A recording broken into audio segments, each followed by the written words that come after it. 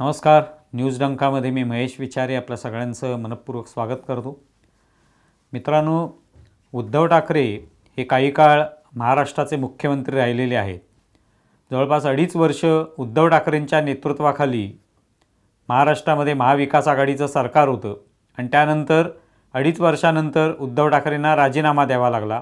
त्याविषयीची सगळी जी काय कहाणी आहे ती आपण ऐकलेली आहे, पाहिलेलं आहे सगळा घटनाक्रम.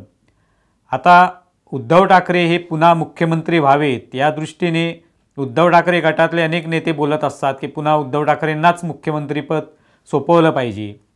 आगामी विधानसभा निवडणूक जी आहे ती आता काही महिन्यांवर येऊन ठेपलेली आहे. अशा याच्यामध्ये उद्धव ठाकरे पुन्हा मुख्यमंत्री व्हावेत या दृष्टीने अनेक प्रयत्न केले जात आहेत, चर्चा होत आहेत. कारण त्यांच्या हातून हे मुख्यमंत्रीपद अचानक हिसकावलं गेलेलं आहे. त्यामुळे पुन्हा तेच मुख्यमंत्री होतील. आणि त्यावेळेला आपण पाहिलेलं आहे की उद्धव ठाकरे हे कसे संयमी आहेत, शांत मुख्यमंत्री आहेत, सगळ्यांमध्ये मिळून मिसळून राहणारे आहेत वगैरे अशा पद्धतीचं एक वातावरण तयार केलं होतं. त्यामुळे असाच मुख्यमंत्री आपल्याला हवा आगामी काळात, असं एक वातावरण निर्मिती जी आहे ते करण्याचा प्रयत्न त्यानंतर म्हणजे त्यांचा राजीनामा दिल्यानंतर हा प्रयत्न अजूनही चालू आहे. आता त्याच्यामध्ये भर घातलेली आहे ते म्हणजे शंकराचार्यांनी. जे ज्योतिष मठाचे शंकराचार्य आहेत, अविमुक्तेश्वरानंद सरस्वती, हे नुकतेच उद्धव ठाकरे यांच्या घरी म्हणजे मातोश्रीवर गेले होते. उद्धव ठाकरेंनी त्यांना आमंत्रित केलं होतं. कारण अनंत अंबानी, मुकेश अंबानी यांचे पुत्र यांचा विवाह सोहळा जो झाला मुंबईमध्ये त्या ठिकाणी ते आले होते. त्यानंतर बहुतेक त्यांना मातोश्रीवर बोलवलं होतं आणि तिथे त्यांचं स्वागत झालं. त्या ठिकाणी त्यांना आशीर्वादसुद्धा शंकराचार्यांनी दिले उद्धव ठाकरेंना. आणि हा सगळा सोहळा जो आहे तो झाला.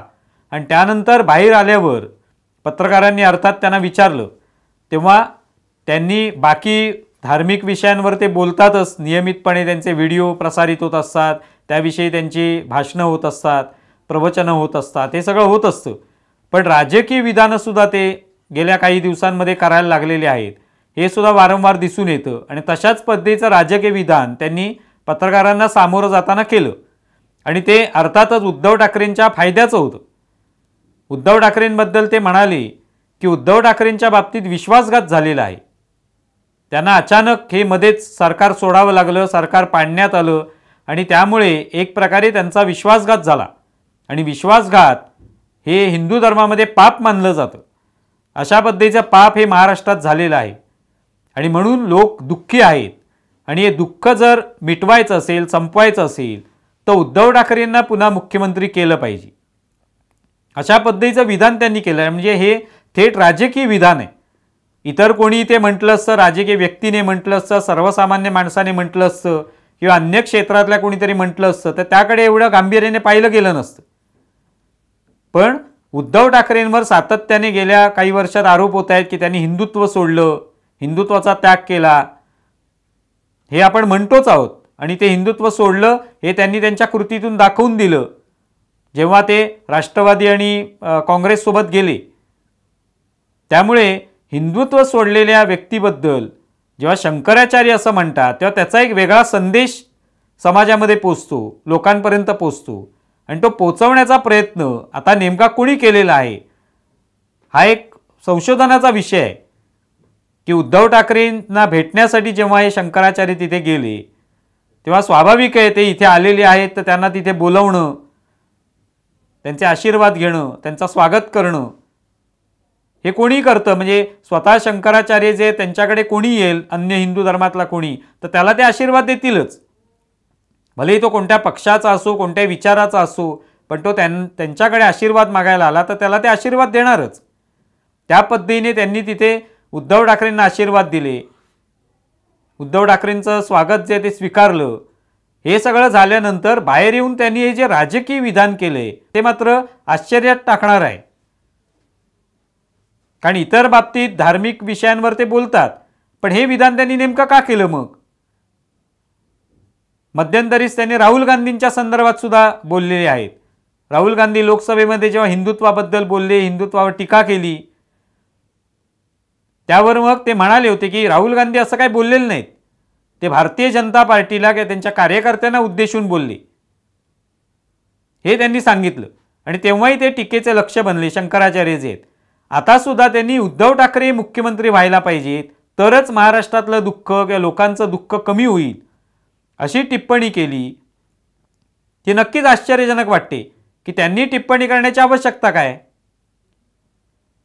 म्हणजे त्यांचं ज्ञानाचा खजिना त्यांच्याकडे आहे, हिंदुत्वाचं संपूर्ण ज्ञान त्यांना आहे, त्याविषयी ते अधिकारवाणीने बोलतात आणि त्याविषयी निश्चितपणे लोक त्यांचं ऐकतात, त्यांचे आशीर्वादही घेतात.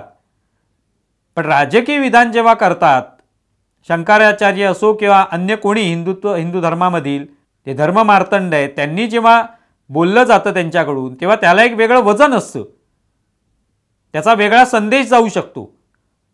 हा देण्यामागचं कारण काय, म्हणजे ही चर्चा तिथे मातोश्रीमध्ये झालेली आहे का, की अशा पद्धतीने काहीतरी संदेश बाहेर गेला पाहिजे. अर्थात हे सगळं प्रकरण शंकराचार्यांना माहिती नाही असं नाही, ते माहिती असेल.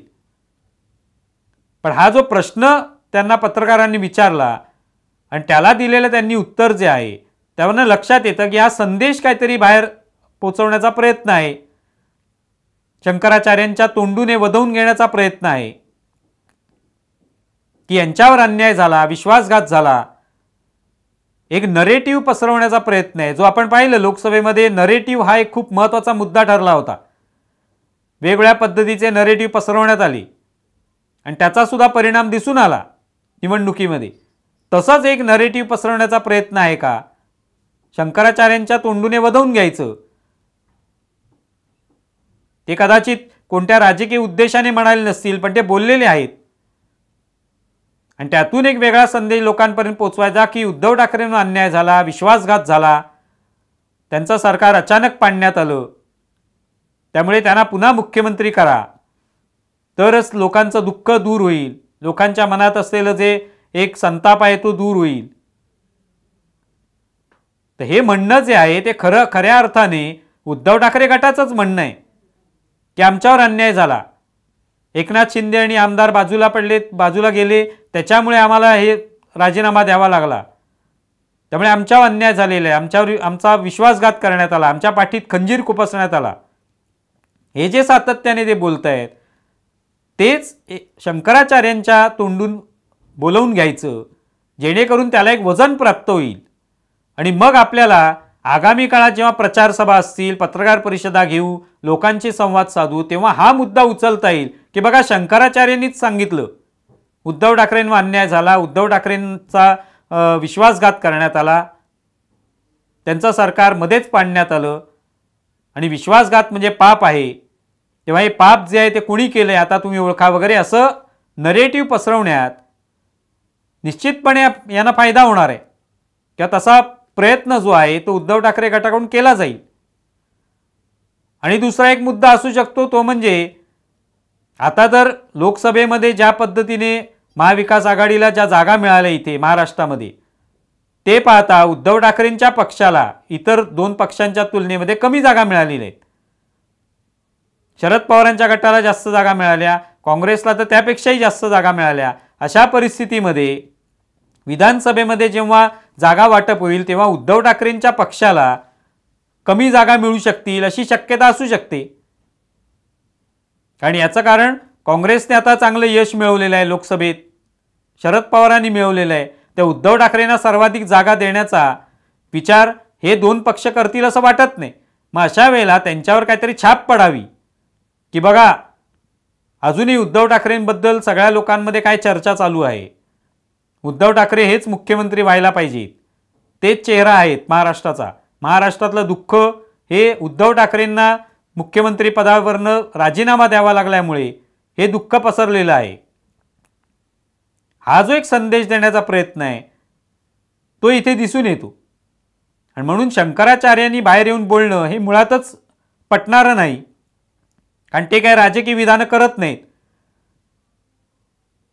राहुल गांधींच्या बाबतीत त्यांनी विधान केलं, पण हे राजकीय विधान करत असताना आपोआपच त्याचा संदेश लोकांपर्यंत वेगळा जातो आणि त्याचा कोणतरी गैरफायदा उठवण्याचा प्रयत्न करू शकतो, फायदा उठवण्याचा प्रयत्न करू शकतो.